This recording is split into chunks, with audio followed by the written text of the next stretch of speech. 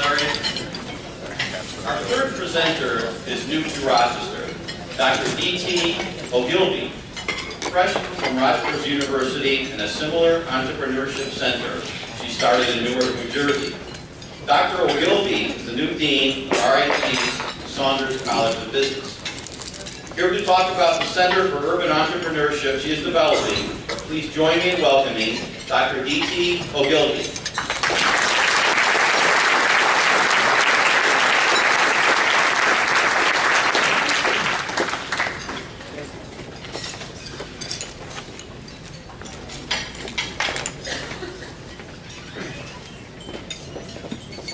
Hi, everybody. I'm really glad to be in Rochester. I find this to be a very lovely community, very warm and welcome.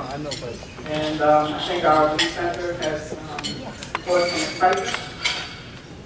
As most of you probably know, Amy and Bob Tate donated to the old Rochester Savings Bank to us at 40 Franklin Street. If you have not seen that building or not familiar with it, I urge you to go take a look on the bank side. We have the other side on the first floor, and we have 2 full floors and a half of the second floor. We hope to open the building this fall, but we've been waiting to find out about some grants. As many of you know, that process often takes longer than you anticipate. So we will be open by spring. We have our architect's plans in the house somewhere. Where are you, plan? Over here. We met with them this morning and got floor plans, but I don't have them yet to show you. But we intend to have a mixed space in terms of training people in the science of entrepreneurship. We will have meeting rooms, classrooms, we'll have a small auditorium, we will have incubator space, hacker space, so that we can train people in various types of entrepreneurship. We're looking at creating a comprehensive number of businesses. As many people think because we're RIT that we're really concerned with technology businesses. But we're not. We're concerned with every type of business that will make a very livable city and provide services and goods that residents want. As you know from the previous presenters, there's a lot of residential coming to the area. And I would posit that most people like to live in the city so they can walk around and shop. They don't want to have to come out to Henrietta or West Henrietta or Chi-Li or wherever to do their shopping. Even if we put technology businesses downtown, people want to come downstairs and get a cup of coffee or get something to eat. They want to walk and maybe buy a t-shirt or a hat or whatever. They don't want to have to drive to do that. And so our goal is to look at a comprehensive set of businesses that will go into downtown. To do that, we're going to have a couple of different programs. Our first is to work with both existing entrepreneurs to help them to be more effective and to grow their businesses. And to work with people who are interested in getting into business to help them decide is this what they want to do, and to train them to do it, help them get into the correct business for themselves. They don't have to necessarily have an idea of what the business is. We can help them to go through that process. So, let me tell you a little bit about what we want to do. In particular, we're a little bit different from some of the existing programs, and we want to concentrate on the disadvantaged residents of the community, people who have not taken part in the entrepreneurship ecosystem. That's important because we want to live in a safe downtown.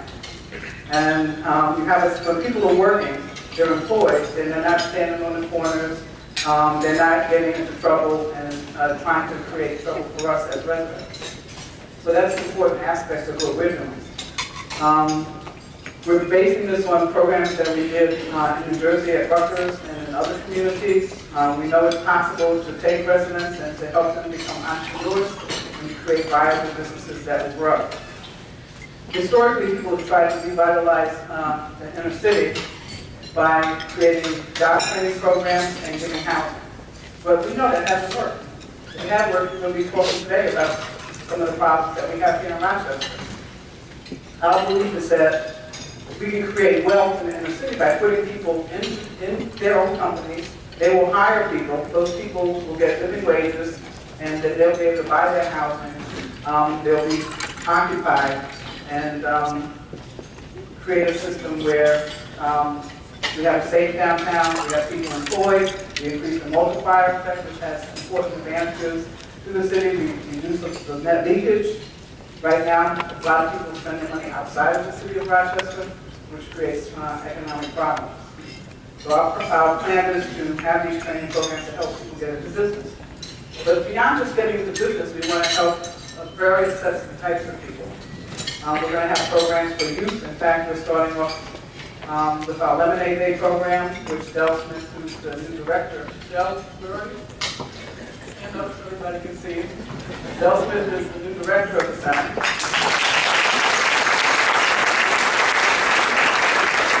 We're working in conjunction with the mayor, with Bohan Vargas. He's piloting the Lemonade Day program, which will take elementary school kids and train them to be entrepreneurs in the context of building a lemonade stand. And the kids will learn everything about doing a business. And so they can see that this is a viable career alternative, that you don't have to work for somebody else, you can work for yourself. It's a great program. And then we will partner with the existing programs, Biz Kids, Yay, and other programs in the city. But this will get the little kids started on the right career path, teach them leadership skills, etc. So we're excited about that. Future Business Leaders and Entrepreneurs program, Del is also heading that up. And that will take high school kids and have them come and learn about entrepreneurship and solve business problems. And that's been a very successful program that we've folded into the new center. And I'm concentrating more on the entrepreneurial side of that training program. So that's another program that will make a difference. We're going to be having some programs for women entrepreneurs. As you may know from reading the Wall Street Journal and other publications, on the whole, women's businesses do not grow as fast as men's businesses and not to the same sizes. And I've done some research with a professor at Syracuse, and we're looking at how we can help women to be more successful and have multi-million-dollar businesses. There are some things we know that impede women when they have their companies. We'll be working with veterans.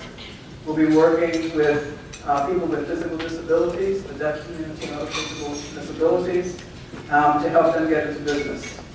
What we're finding is once people see that they can get into business and earn their living, it really changes their whole attitude, particularly youth. Youth develop a sense of self-confidence, self-esteem, and hope for the future. They see the possibilities of what can happen, and we think that's very important. We'll also have accelerated programs and capacity building programs to help those businesses grow. So for existing entrepreneurs, we really want to concentrate on helping them grow. The program that we had at Rutgers, Entrepreneurship Pioneers Initiative, took businesses in a 9-month training program. During the recession, when many businesses were failing, our businesses survived, number one. And not only survived, but they thrived. They grew in revenues and number of employees. So we know that training people in the science of entrepreneurship can make a difference and can mitigate some of the risks that entrepreneurs face. Most entrepreneurs who get into business have to learn through experiments and brute force. A lot of times they're not successful because they make a lot of mistakes, because they don't know. And we can help mitigate that risk by training them in best practices. We also will make our entrepreneurship, our entrepreneurs accessible to our RIT students and staff. For instance, if we have a marketing professor teaching a class, then marketing students can do a project with an entrepreneur to help him or her to market their firm. So there's a big role for RIT students in this process, and we teach every gamut of business. And that's good for our students because they get practical experience. It's great for the entrepreneurs because they get free services in return for allowing our students to work with them. And that's proven very successful in other communities, and I think it will be great here. We're very collaborative. We don't believe in reinventing the wheel or trying to do somebody else's lunch. So we want to work with the existing organizations in town to help us provide services for our entrepreneurs. For instance, if it's a high-tech firm, then HTR or Venture Creations might work with them. If it's helping people to do business planning, then maybe SBDC or SCORE one of those groups that we're talking with would play a role there. So what we're going to do is leverage the assets in the community, bring them together, and give us more effective results and more widespread results. So if any of you that who have not yet talked to me about this and you are doing something that would be helpful, you see us, or you want to know if there's a role for you in this process, then please come see Dell or myself. We also want to have space where people in the community can come together and meet, have events around entrepreneurship. Community organizations may not have enough space, so we can provide some space for them. So we want to be full service for the community. I think you also need to know that we are a research university and a research center, and so we'll be doing research as we go through this process, and have some influence on policy. Our center at Rutgers did have some major influence on policy with initiatives that the president put forth as a result of our first White House Urban Entrepreneurship Summit. We hope to have other summits to bring interested parties together to discuss various aspects of the entrepreneurial ecosystem. We are also very interested in social ventures. So a lot of people say, well, what's a social venture? So I look at it this way. You have a for-profit business, they make their money, and then they can decide whether they want to donate money to some worthy cause. But they may decide not to. On the other hand, you have nonprofits who essentially beg for a living, right? They have to write grants. They have to try to find donors. And oftentimes they chase the money because that's the way they can keep their concern going. And sometimes to chase the money, they get away from their core mission. So what we want to do is create sustainable ventures so that social venture is a business that has a dual simultaneous goal. One is to make a difference in the community or in some social problem. It could be the environment, it could be the economic situation in the community, whatever their mission is. But to be sustainable, so make money doing it.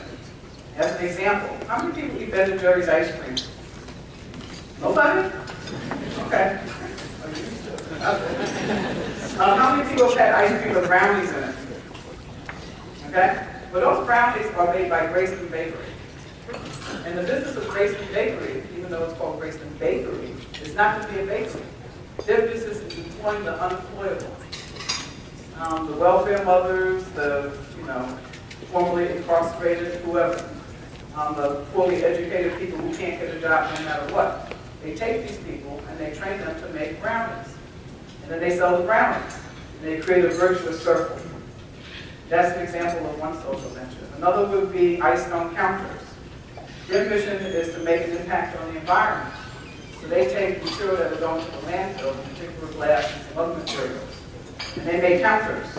And they sell those counters to people like us. Maybe Bob Morgan will put some of their counters in a new place. And by selling the counters, then they can keep a viable business. And that becomes a virtuous circle. They can get towards the stuff out of the landfill. So if you have a social mission, then if we can help you to look at creating a social venture out of that social mission. Or certainly we can help you if you don't want to really go into a business, is to run your social agency more effectively as a business. So that's another thing that we're doing. And we'll be setting up training programs for those kinds of businesses, nonprofits. So I think that's about what I want to say there. And let me show you a little bit about how our organization will work. So we'll have educational programming, general educational programming, and then we'll do customized training for various groups, depending on what their needs are.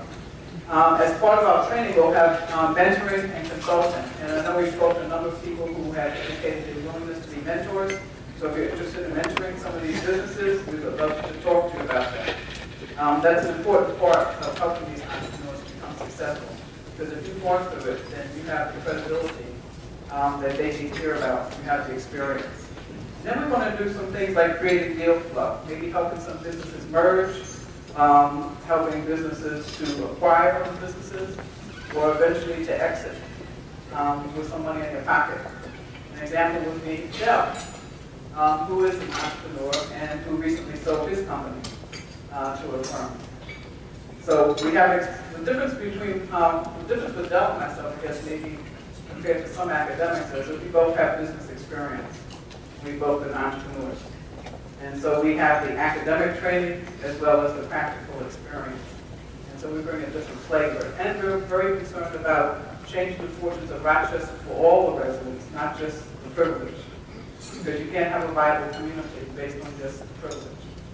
So we want to help the people who don't have privilege to get some privilege so they can create wealth.